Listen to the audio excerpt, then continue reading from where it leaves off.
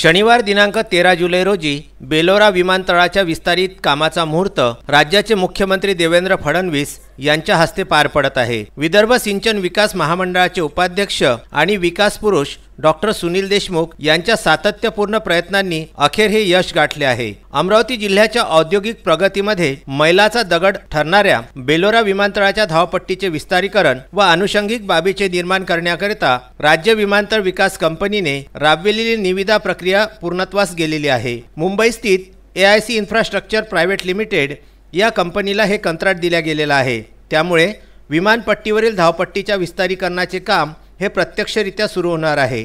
आमदार डॉक्टर सुनील देशमुख यांच्या प्रदीर्घ व सातत्यपूर्ण पाठपुराव्याला हे यश आलेले आहे।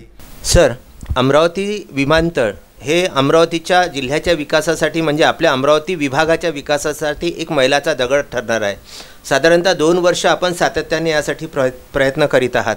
तर नेमकं ज्यावेळी हे जे विमान पत्तन प्राधिकरणाकडून महाराष्ट्र राज्य शासनाकडे हा आणण्याचा जो एक काळ आपला 2 वर्षाचा गेला, ज्याच्यासाठी आपण अखंड परिश्रम घेतले, याची सुरुवात केव्हा आणि कशी झाली? आपल्याला माहिती आहे की अमरावती मुख्यालय किंवा अमरावती विभागीय मुख्यालय हे एकमेव मुख्यालय असं आहे की जिथे एअरपोर्ट नाही। महाराष्ट्रामध्ये 6 विभागीय मुख्यालय आहेत, 5 ठिकाणी एअरपोर्ट होती, विमानतळ होतं, फक्त अमरावतीलाच नव्हतं। म्हणून गेल्या कित्येक वर्षापासून सातत्याने ही लोकांची आग्रही मागणी होती की इथे विमानतळ व्हावं। जुलै 2020 पर्यंत ATR 72 या प्रकारातील विमानांचे उड्डाण तसेच रात्रीचे लँडिंग फॅसिलिटीसह सहज शक्य होणार आहे।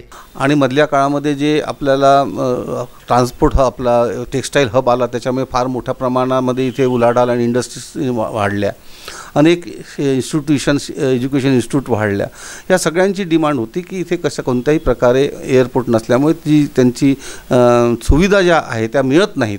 त्या अनुषंगाने मग आम्ही प्रयत्नशील होतो। या विस्तारीकरणाच्या कामांचे भूमिपूजन राज्याचे मुख्यमंत्री देवेंद्र फडणवीस यांचे हस्ते शनिवार दिनांक 13 जुलै रोजी आयोजित करण्यात आलेले आहे। अमरावती हे विभागीय मुख्यालयाचे ठिकाण असून येथून अमरावती, अकोला, यवतमाळ, वाशिम, बुलढाणा इत्यादी सर्व लोकांना जाणे येणे हे सोयीस्कर होऊ शकते। त्यामुळे नियमित विमानसेवा ही सुरू झाल्याशिवाय विभागाच्या औद्योगिक विकासाला, सर्वांगीण विकासाला चालना मिळणार नाही, असे डॉक्टर सुनील देशमुखांचे स्वप्न होते। त्यांनी सातत्याने याविषयी पुढाकार घेत विविध स्तरावरून या विषयाचा पाठपुरावा केला होता। आजपर्यंत एअरपोर्ट अथॉरिटी ऑफ इंडिया म्हणजेच भारतीय विमानपत्तन प्राधिकरण यांच्याकडे हे विमानतळ होते, मात्र आता ते हस्तांतरित होऊन राज्य शासनाकडे आलेले आहे। तो सुरुवातीला हे एअरपोर्ट जसं देशातल्या इतर एअरपोर्टसारखं एअरपोर्ट अथॉरिटी ऑफ इंडियाकडे वर्ग केलं होतं आणि त्यांनी त्याला मान्यता देऊन ते कार्यान्वित करणं हे त्यांच्याकडे ही जबाबदारी दिली होती।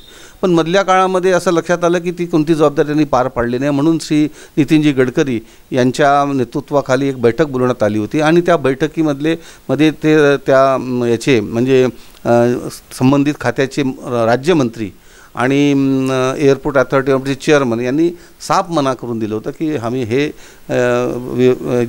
आहे आपलं विमानतळ आहे हे काही सुरू होण्याच्या परिस्थितीत नाही, कारण की याच्यामधून प्रवासी वाहतूक फार मोठ्या प्रमाणात होणार नाही आणि त्यामुळे तो प्रश्न प्रलंबित पडला होता। म्हणून मग तो आम्ही महाराष्ट्र एअरपोर्ट डेव्हलपमेंट कॉर्पोरेशनकडे ते वर्ग करण्यासाठी प्रयत्नशील होतो आणि महाराष्ट्र एअरपोर्ट डेव्हलपमेंट कॉर्पोरेशन 2018 मध्ये स्वतःकडे वर्ग करून घेतलं। तेव्हापासून याच्यावर निधी देऊन हे काम करावं याच्यासाठी मी प्रयत्नशील होतो। आणि म्हणजे एक विमानतळ प्राधिकरण आपल्या इथे विमानतळ, मला असं वाटतं की 73 फेऱ्या त्यांच्या राहणार आहेत, 73 प्रकारचे उड्डाण आपल्या इथून होणार आहेत, असं एकंदरीत आम्हाला माहिती पडलेलं आहे। तर त्याच्याबद्दल थोडंसं टेक्निकली विस्तारित स्वरूपात आपण सांगा। नाही, असं आहे की सध्या जे विमानतळ आहे ते विमानतळ चालू होण्यासाठी 3-4 गोष्टी प्रामुख्याने त्याच्या आड येत होत्या। एक म्हणजे तिथे एक मोठी हाय टेन्शन लाईन गेली होती, त्यामुळे विमान लँडिंगमध्ये आणि उडण्याच्या याच्यामध्ये त्याचा अडथळा होता। दुसरं, एवढ्या मोठ्या विमानांना कंपाऊंड वॉल नव्हतं। तिसरं म्हणजे तिथे पाण्याचं कनेक्शन नव्हतं। या सगळ्या गोष्टी करणं अत्यंत आवश्यक। आणि चौथं म्हणजे आता जी एअरस्ट्रीप आहे की ज्याच्यावर विमान उतरतं ती फक्त 1374 मीटरची होती, त्याच्यामुळे फक्त लहान सीटर 5 किंवा 10 सीटरच विमान तिथे उतरू शकत नव्हतं। मोठे ATR 72 हे जे मोठे विमान आहे तिथे उतरू शकत नव्हते, कारण त्याला जवळजवळ 1800 मीटरची धावपट्टी लागणार होती।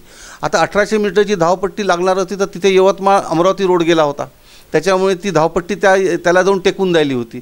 म्हणून आम्ही पहिले तो यवतमाळ अमरावती रोड आहे त्याला डायव्हर्ट केलं, ती धावपट्टीसाठी लँड ॲक्विजिशन केलं आणि आता जो काम सुरू होणार आहे ते 1374 मीटरची धावपट्टी 1800 मीटरमध्ये आपण कन्व्हर्ट करणार आहोत. त्याच्यासाठी जो OLS सर्वे असतो, ह्या सगळ्या गोष्टीचा राईट्स कंपनी जी आहेत दिल्लीची त्यांनी सगळा तो सर्वे केलेला आहे आणि त्या अनुषंगाने आता पुढच्या कामाला सुरुवात होणार आहे. सुमारे माझ्या माहितीप्रमाणे 32 कोटी रुपयाचा सढळ निधी महाराष्ट्र शासनाकडून आपण यासाठी खेचून आणलेला आहे. त्याबद्दल अमरावती जिल्ह्याच्या वतीनं, अमरावती जिल्ह्यातल्या सगळ्या नागरिकांच्या वतीनं आणि अमरावतीचं हे जे स्वप्न आहे हे पूर्ण होत आहे. जवळपास जुलै 2020पर्यंत आपली ही विमान उड्डाणे आपल्या इथून सुरू होणार आहेत.